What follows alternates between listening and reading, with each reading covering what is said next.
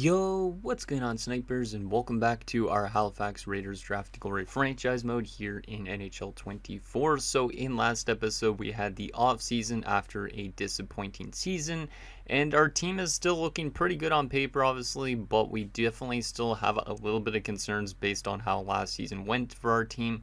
But I'm hoping, obviously, that this year changes because we did decide to rehaul our coaching staff, and we have a decent coaching staff, I'd say now. We did have a good one last year as well, but for some reason it just didn't work out well. But you could see we got good chemistry with our coaches, and I'm hoping that this will help our team turn the page and get back to the playoffs, because obviously if we don't make the playoffs, we might start losing players, and our team might not make the playoffs for a while again and go into a little bit more of a retooling stage, which is not ideal, especially considering we're already halfway through this franchise mode around. But yeah, we basically hired this guy, Clinton Tarnasky. He's going to be our head coach. We also have our assistant coach, or our associate coach in Packard, assistant coach in Kalus, and our goalie coach in Tadachek. So hopefully these guys could help this team getting to that next level.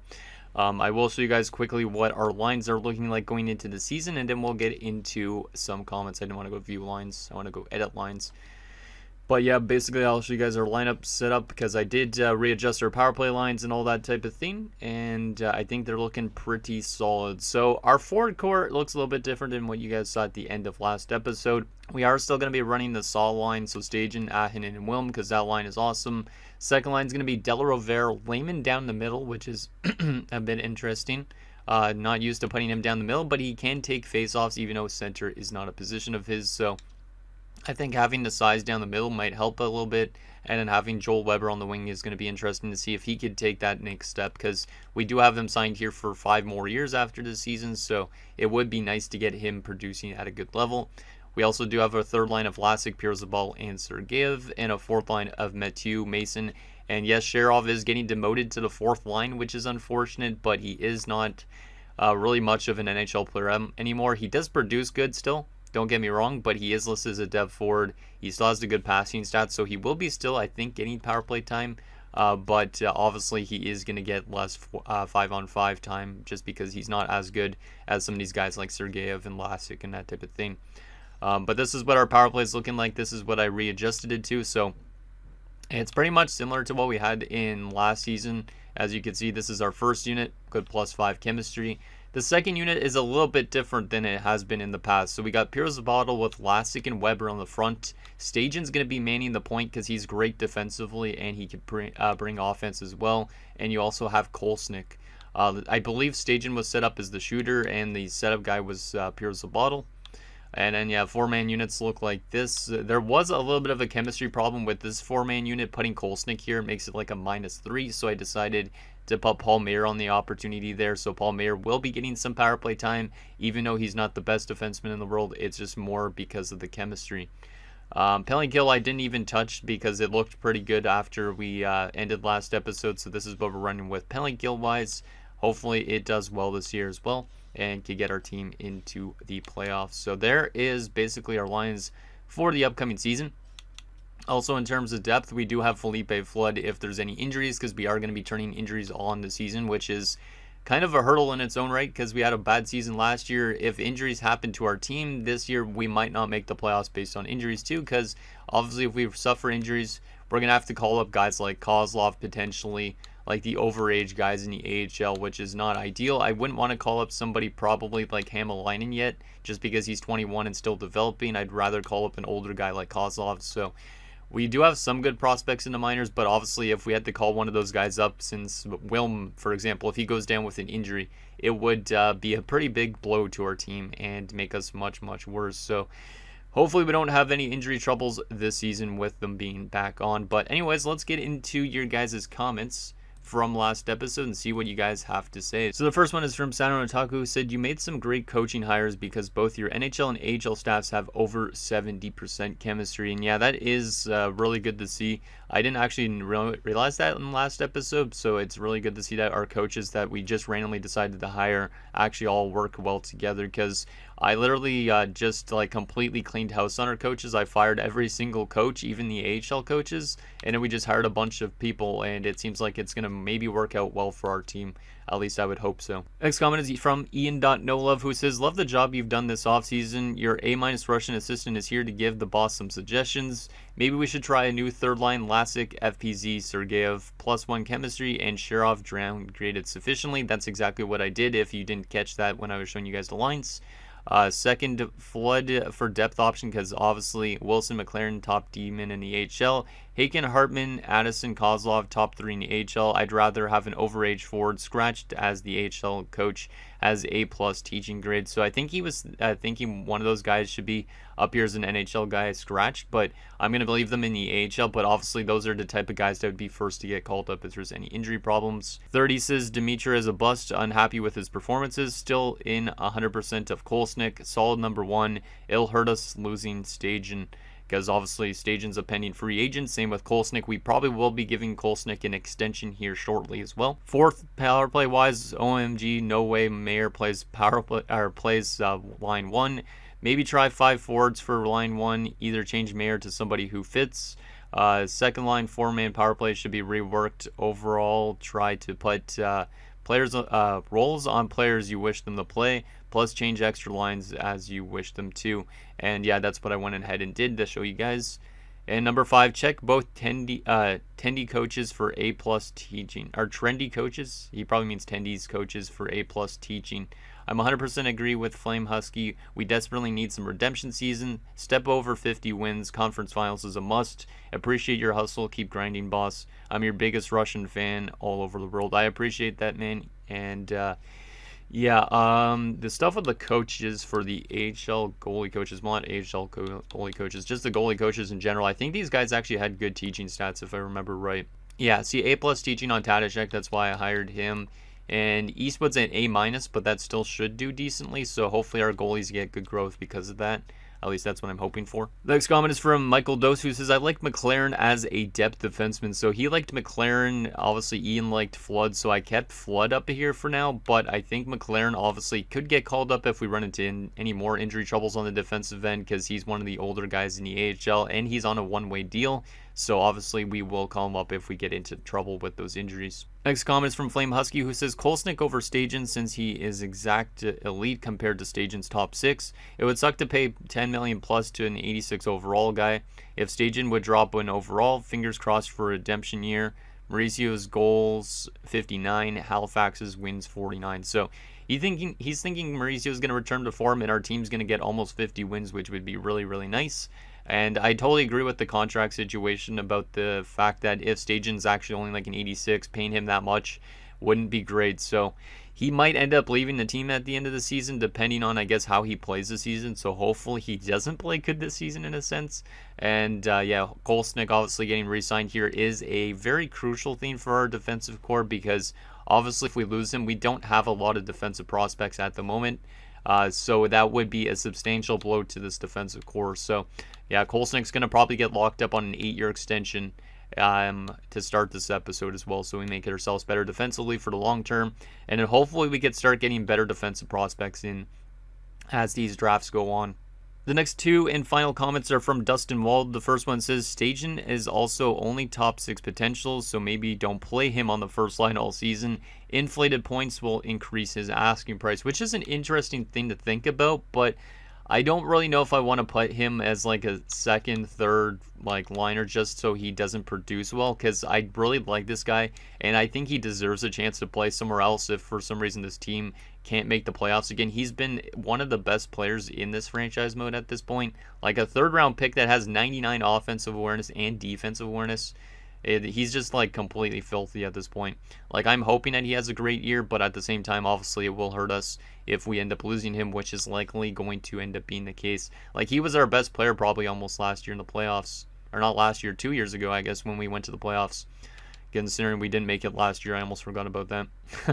I don't want to remember. And the last comment from Dustin says, the first overall pick by Columbus is 5'9", 160 and has big rig ability. I don't even think I realized the fact that he actually had big rig as a zone ability, which is kind of funny considering the fact that he is such a small guy. But It's kind of a neat thing though for a small player to have that type of thing. It almost reminds me of like a Theo Fleury type of thing, because Theo Fleury played a lot bigger than he was, I'm pretty sure. But where is this guy? Let's see. Oh yeah, Peltier. There he is. There he is. 5'9", 160. Yeah, he has big rig. He must have gained a couple of abilities, or maybe he actually had all those abilities. But still, yeah, big rig, and he's a small guy like that. Should be interesting to see how this guy performs. I mean, he is pretty physical for a small guy like that. Like, a good comparison would actually probably be Theo Fleury, maybe like a Brad Marchand, even though this guy's not really like a grindy kind of guy, I don't think. But yeah, that's kind of neat. So there is that, and I think we are ready to give an extension actually first to Mr. Kolesnik, which I figured the 8-year extension already at the 85% contract would be 8.925, which is not really too much more than he's currently making. It's about almost $2 million more. But we got to do this because they're also our defensive core completely will fall off if we lose him. So we got to lock him up. And hopefully we could still bring in a lot of these other guys back in the offseason, or else our team might still take another step backwards. But it's important to lock up Kolesnik long term, I think, for this defensive core. Like him and Sidu have been very good defensively for our team. So without them, our defensive play falls off quite a bit, I think. But yeah, let's see how this team does. Kolesnik already accepts right away on that 8-year extension. So welcome back, Vitaly Kolesnik, for 8 years, kicking in next season, which is great. He's the longest term player signed here now, because Willem has, I guess, 7 years left on his contract, or is it 8 years that only starts the season?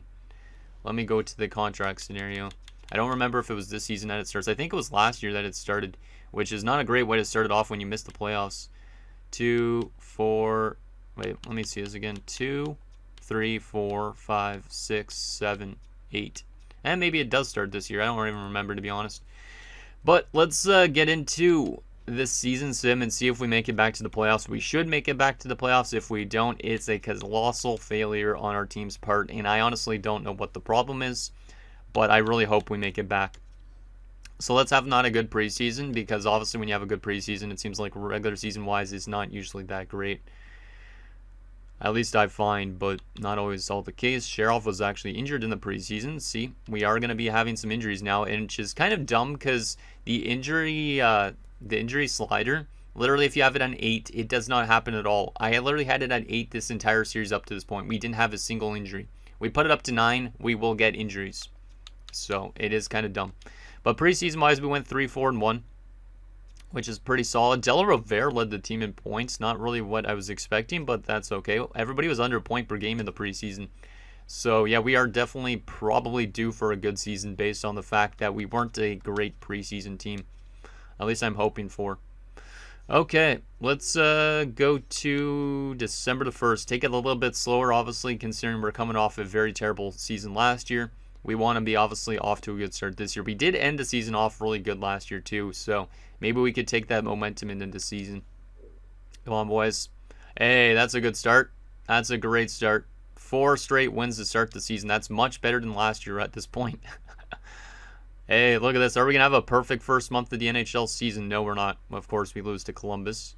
Dan Mason has been injured. So, see, I bumped up the injury slider to from 8 to 9, and we suffer our first injury, which means we do got to call somebody up from the minors, because I didn't have a depth forward up here. So we are going to quickly just throw in that defenseman Felipe Flood in that spot for a second, which actually doesn't make it a minus, which is kind of interesting. I kind of almost want to put Flood as a forward, but I don't know if that's a bad thing to do. Would it be weird for me to play Felipe Flood as a forward, just because I don't want to have to call up somebody like Kozlov?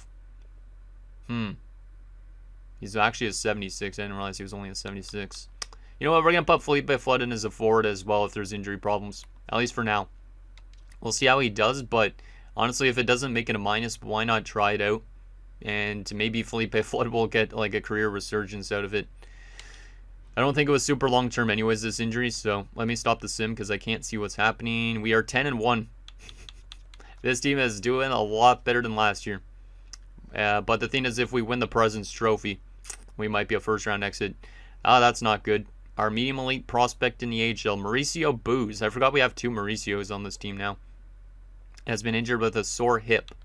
At least it's not long-term, but we got to remember to put him in Norton, our backup goalie, has been injured with a bruised hip. Jeez, we got to call up a goalie, which means maybe I'll keep Nikitin up here as a depth option in the NHL, actually. I think that's a better option because he is scratched currently in the AHL, so might as well keep him as a depth goalie in the NHL if there's any injury troubles to the goaltenders. So we will put Nikitin in there because we can't play Felipe Flood in goal. Even though we want to play him every single place, we can't play him as a goaltender. Because, yeah, down in the AHL right now, it's Solis and Gove who are running the show. So might as well give Nikitin an opportunity to just keep on being one of our goalies, at least for now. Oh my goodness. Literally, we're getting slapped with injuries since I turned them on. Since I go from 8 to 9, we've suffered so many injuries. Rizzy goes down, which means both these guys go through waivers. Daniel McLaren will come up. I could call up Wilson, who's a 78. Let me see. He is a DFD as well. Actually, I will call up Wilson. Wilson might honestly stay in the NHL as well, just because I would prefer not to lose people to waivers. But I don't think he would get claimed anyways, but we got to get Eric Wilson in there. We are getting slapped with the injury bug here. That's not ideal. That's not going to be a -3, is it? It's got to be changing. I think it's just a bug. We'll definitely take a look and see if it's actually a -3, because if it is, that is not ideal. Oh boy. I hate having to edit lines. See, these episodes are going to take a lot longer now that we have injuries on too. That's why I normally have them off in a way. I'll just put anybody in the spot. Let's put Hartman. Sure. I don't really give a crap on who's the extra attacker. Okay, let's continue simulating. Not a fan of these injuries right now. Mason's back. That's good. I can't see even what's happening simulation-wise because I got to stop the sim. So Felipe Flood will come off the offensive core. How was he doing? -3 in 5 games. I guess he's not really suited for that forward role, but it would be interesting if he was. So Mason back to center, Sharov back to the wing. That's good. Let me stop the sim though, because I cannot see anything that's happening. We're 13-3. Okay, we're still winning games. That's good, even with the injuries. There's a loss to Minnesota, and Rizzy is back. That's good to have him back. We'll probably keep Wilson up here, because at this point, might as well have him as a healthy scratch. So Rizzy in. That's good. Perfect. We are good with the defensive core. Let's continue simulating. I think we're almost back to full health. Yes, we are now, because Norton has returned as well. That's another crucial one, because Nikitin is kind of not really an NHL goalie. He's kind of like a fringe goaltender. There we go. Perfect. Team back to full health. Let's see if we could get back on that winning games. Mauricio Booz is back for the AHL. I forgot about him being injured too. So many injuries, man.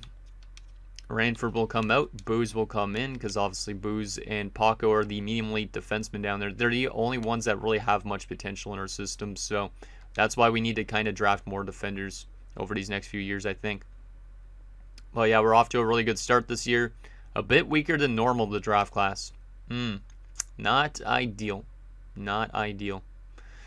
Because we definitely want to still have good drafts, even if we win playoff games. 19-5-1, that is much better than last year for sure.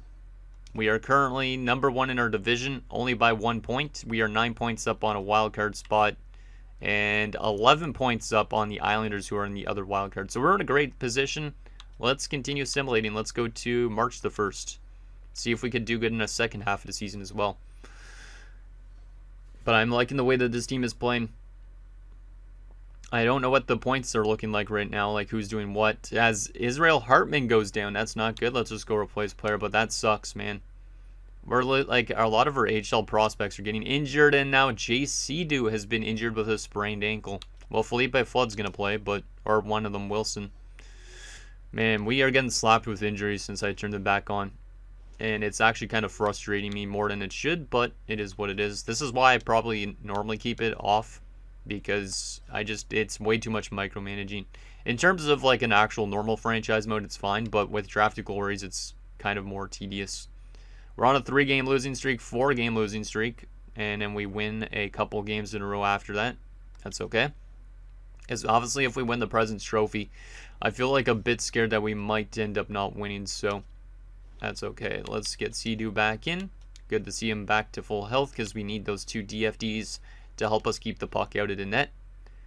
Looks like Ahinen dropped to an 88, so he's not actually as high overall as we were thinking originally. Yeah, we're definitely playing a little bit worse in the second half, but we are still winning a lot of games, obviously. And we should be playoff bound at this rate because we're almost at 40 wins before February the 1st, which is nice. I don't think we're going to hit 40 wins before that. No, we're not. Stajan has been injured with back spasms. Well, that sucks. Once again, we'll go replace player on that front. Actually, we might need to call up a forward in this spot. Yeah, we do. Because I'm not putting Felipe Flood as a top line left wing. Let me just throw in a defenseman for the time being. Hey, Felipe Flood actually works up there. I feel like I want to just test Felipe Flood in weird situations because he's at a make or break point in his career at this point. Maybe I'll just keep Felipe Flood in these spots just to make it easy. We're in a playoff spot right now. Anyways, it's not like we're going to lose 20 straight games and miss the playoffs, I think, at this rate. So I'm not even going to call up a forward for these injuries. You guys are probably going to hate that. And why is it still saying that there's an error? Am I going to have to go best lines? Oh my goodness. Let me just put somebody else in for the time being right here. Nope, it's still errored. I think it's still saying that I have a glitch, which means I might have to go back to editing the lines again. 4-man power play 2. Duplicated roles?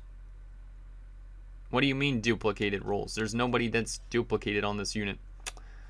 Oh, wait. Oh, there. Okay, that's where the error is. We'll just go Pierre Zabal as the distributor and Layman as the shooter. I thought that was already the way it was set up, but oh well. Huh, interesting. I didn't realize that would cause an error. Well, I did realize it would cause an error, but at the same time, I didn't realize actually it was the problem. Okay, Felipe Flood is out already. These injuries are literally piling up too much, and this game is super slow, it seems like, when there's injuries on. Which is not nice. So there you go, Stajan back in. That is good that at least he wasn't injured too long term. We are 33, 13, and 3. So we are a bunch of threes right now. There's our 34th win on the season. We're at 71 points, which the last wildcard spot in the East has 62 points. We are in a really good spot. Obviously, I don't think we're going to lose 20 straight games at this rate, but never know. We've seen some crazy things in this franchise mode. But yeah, I think we're definitely playoff bound, which is really good to see, obviously. But the question is for how long. Obviously, last year we didn't make it. Year before we made it to the second round. So hopefully things are only up from here for our team. Because this is a big turnaround with a new coaching staff, which is nice. Okay, a day before the deadline, 45, 15, and 3. Well, you guys were predicting 49 wins. Well, it looks like we might hit 50 wins for, I think, the first time. I don't remember if we hit 50 wins a few years ago. But we're on 93 points, which has us as the second best team in the league. The best team is right now the Rangers, who have 99 points. So, looks like we might not win the President's Trophy, which is good. But we are still one of the top teams in the league, which might not be great. Because we kind of want to be a team that's a little bit more of a tweener team to win the Stanley Cup, I think. Okay, and there was a trade at the deadline. Ferentz, whoever that is, for 2 seconds, and Buchinger, okay. We do lose in the shootout to Boston on the deadline, but we're 45, 15, and 4. Let's get the rest of the season done with, might as well. This has been a little bit of a longer episode because of all the injuries, but our team has fought through the adversity and is still doing great. Taro Haken has been injured. That sucks because that's one of the low lead prospects. I'd prefer prospects with no potential getting injured than those guys with potential. Haken is back. That's good news. We'll get him in because obviously I don't want him to just sit on the bench. So LaBarbera, I think it was, right? No, it was Marquardt. Yeah, Marquardt's already 25, so he's been scratched. Haken will get in. Perfect. Hopefully some of those guys are getting development because I would like to have some of them in the NHL at some point. 50 wins on this season for the first time, I believe. Maybe last few years we've had some as well. But this is a big turnaround for this team. Cole Snick's been injured with an injured neck till March 30th. Well, we'll go replace player, but that sucks. At least he will be back for the playoffs. So that's good. He's already back within a week. That is good news. Hopefully his neck is okay because obviously neck injuries not an ideal injury to have. Not an ideal injury to have. Perfect. Team is good. Let's continue assimilating. There's another win. I don't know what that game was, but we are almost approaching 60 wins, but we're not going to hit 60 wins. We finished 57, 19, and 6. The best season in Halifax history.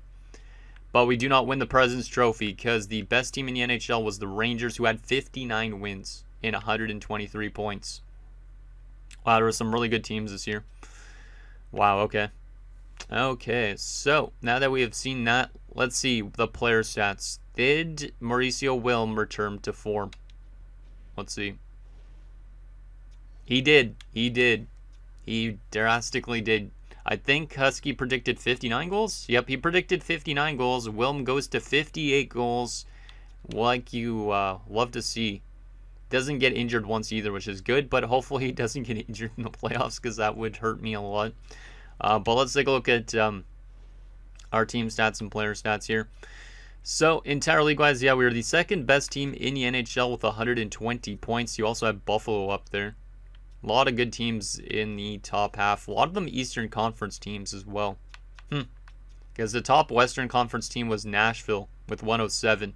All 4 of the top teams were Eastern Conference. Goals for per game wise, we were the 5th best offensive team behind the Carolina Hurricanes, the Buffalo Sabres, the Montreal Canadiens, and of course the New York Rangers. Goals against per game wise, we were the 2nd best defensive team behind the New York Rangers, despite having defensive injuries. Love to see it. So we won't win the Jennings, but maybe we have a Vezina winner. That would be amazing if Sonnenberg returned to form after last year. Power play percentage wise, we were the 2nd best team on the power play, just above the Rangers, but below the Nashville Predators. So great to see the power play do much better this year. And our penalty kill also did well. So our special teams drastically improved with these coaches and also with the adjustments on the lineup. I really like that a lot. We also did score 10 shorthanded goals this year, which was almost one of the most in the league. We were dominant on the road, but not as much on home ice. Still dominant actually on the road, or on home ice. 26, 10, and 5, but 31, 9, and 1 on the road. We did not lose double-digit road games this year. We technically did, I guess, but one of them was an extra frame. So in terms of regulation losses, only 9 of them. 6-2 and 2 in our last 10 games. So there we have it. We have made the playoffs again. Let's take a look at our player stats as Wilm has jumped back up to a 98 based on statistical growth, which is insane. Oh no. Oh no. Stajan had 101 points. Well, Aiden Stajan, we could kiss him goodbye after the season, likely. I would like to resign him. I will try my best to resign him if he's actually affordable. But yeah, playing with Wilm definitely helped him out a lot. But let's look at Wilm first anyways. What a guy he is. He's now 30 years old and he's already well over 1,000 points. And he hasn't even played 1,000 games yet. What a beast Mauricio is. Hopefully he has a good playoffs like the last time we were in the playoffs. Yeah, there we go. Signed for 7 more years after the season. So yeah, his 8-year extension only just clicked in. Stajan though, 101 points plus 40. What a year for the guy who went in the 3rd round. Oh boy, yeah, I want to re-sign him so bad, but I know that if we do re-sign him, it's going to sacrifice our depth. So I will take a look and see what he's asking for now, contract-wise, at the end of this episode. And you guys can let me know if we should still re-sign him, even if it sacrifices depth on our team. Because I feel like I don't know if like Del Rivera would be as good in that type of position. Aiden Stajan's so good. But at the same time, with him being only an exact top 6, it's like he might randomly start to drop off, which is not ideal. So we might have to lose him, which is not good. Ahinen on 83 points is pretty damn good as usual. Really good setup guy. 69 assists. You love to see it. Pierre Zabal on 50 points is okay.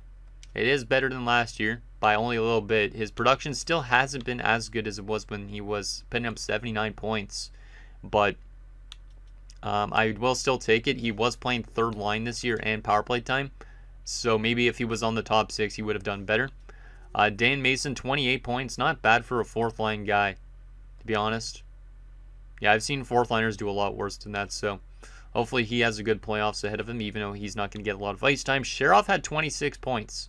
His production definitely has dropped off a lot. I don't think I did actually give him any power play time this year.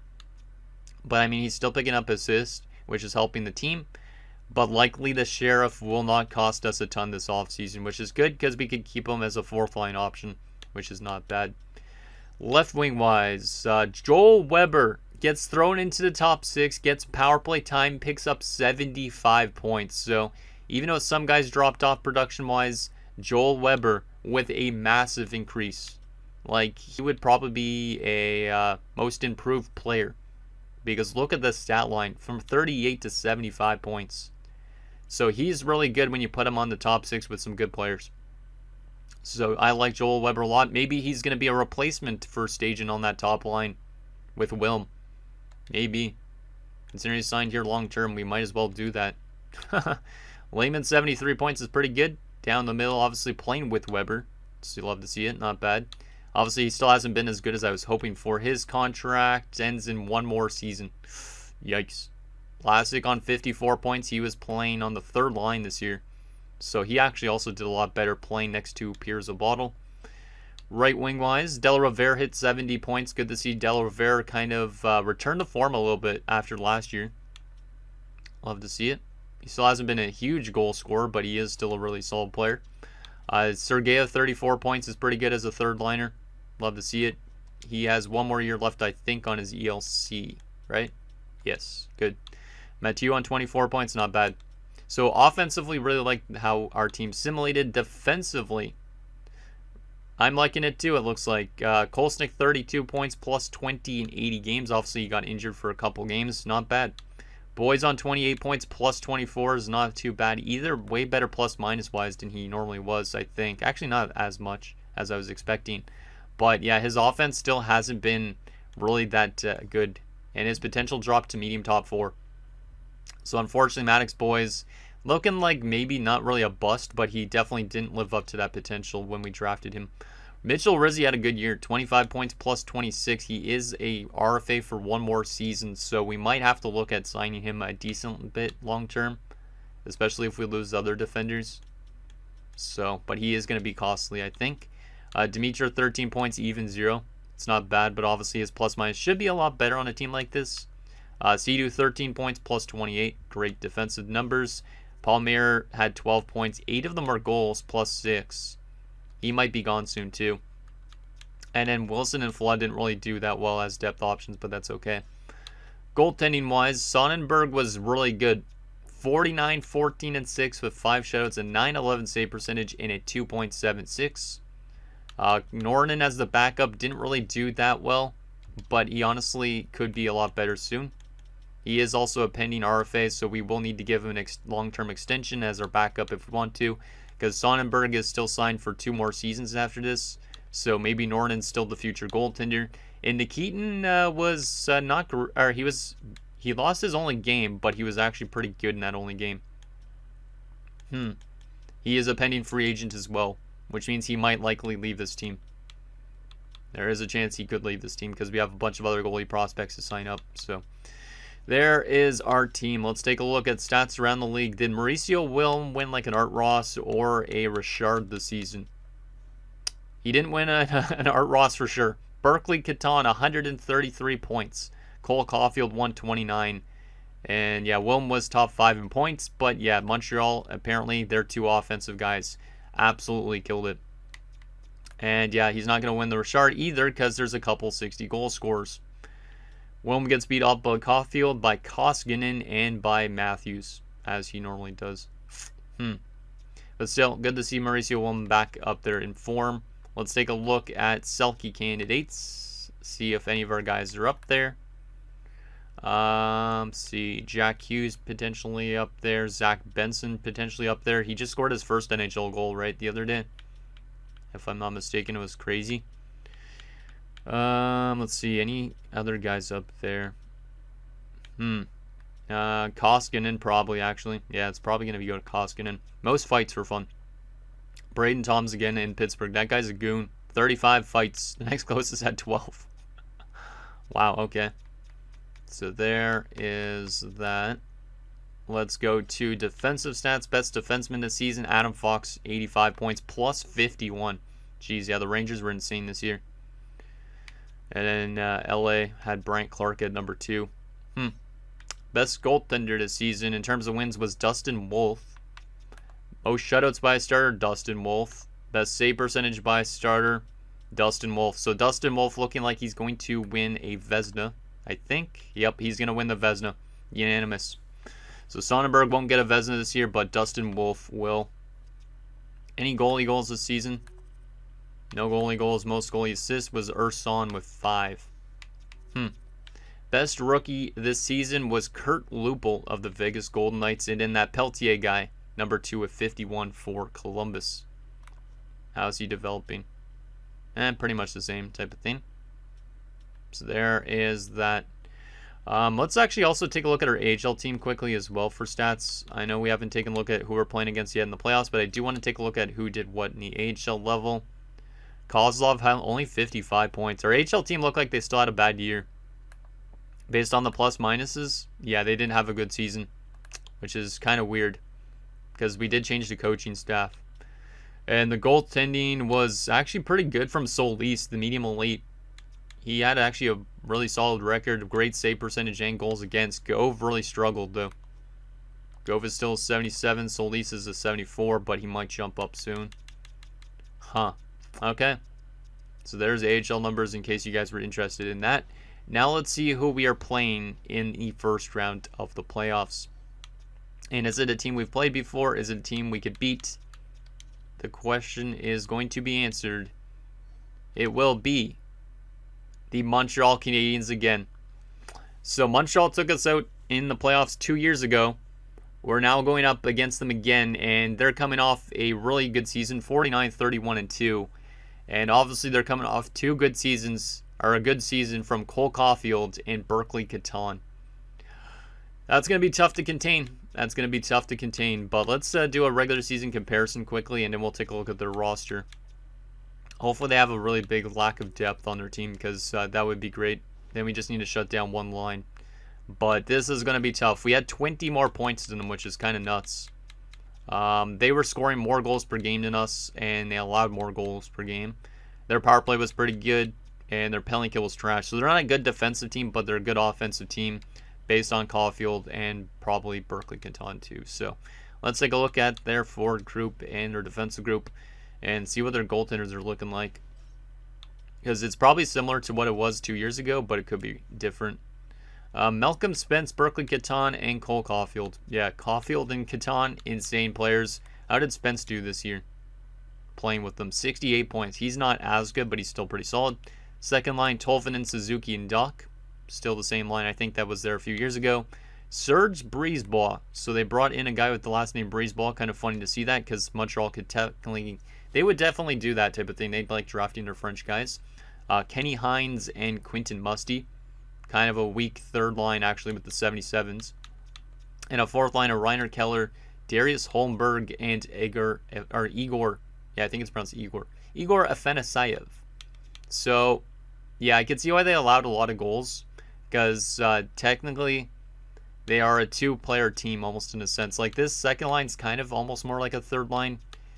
And then their wingers are a little bit weak on the left and right side. So they definitely could use a little bit more work on this team. Defensively, yeah, I could also see why they allowed a good amount of goals. But their top 4 is not terrible. Gooley and Reinbacher, Soderstrom and Samuelson.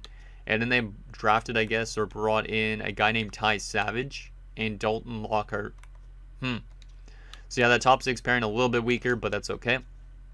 And their goaltending, they have a guy named Tucker Perreault. Tucker Perreault and Igor Shesterkin, who's still playing at 39. Jeez. Okay. So they actually have a good goaltending. Slavkovsky's currently injured. I didn't realize Slavkovsky was still there. Okay. Konopka and Werenski are scratched. I didn't even realize Werenski's still playing in this franchise mode. But Slavkovsky being injured, how long term is he injured? Because if he comes back, he would be probably playing on the top line. Spence gets moved down. Tolvanen gets moved down. And likely Musty gets thrown out of the lineup, which makes their left wingers much better. How good was Slavkovsky this season? 84 points in 81 games. So he got injured in the last game of the season. So they are missing one of their big pieces, which is kind of huge for our team. But let's take a look at how long he is injured for, because obviously that could play a factor in the first round. And then that'll be it for this episode, I think, at that point. Let's see. He is out till April 17th, so he will be back during the season. He's got a mild concussion. He will be back for what game? Looks like Game 4 he'll be back for, which is not ideal. Hopefully, at that point, we have a 3-0 series lead, so it doesn't even really play a factor in the series at that point. But anyways, guys, that's going to do it for this episode of our Halifax Raiders Draft to Glory franchise mode. So really good to see the team return to form. Obviously, now the thing is we need to win in the playoffs. So hopefully we can get to a conference finals or a cup finals this season. So let me know what you guys think down below. And I'll see you guys next time.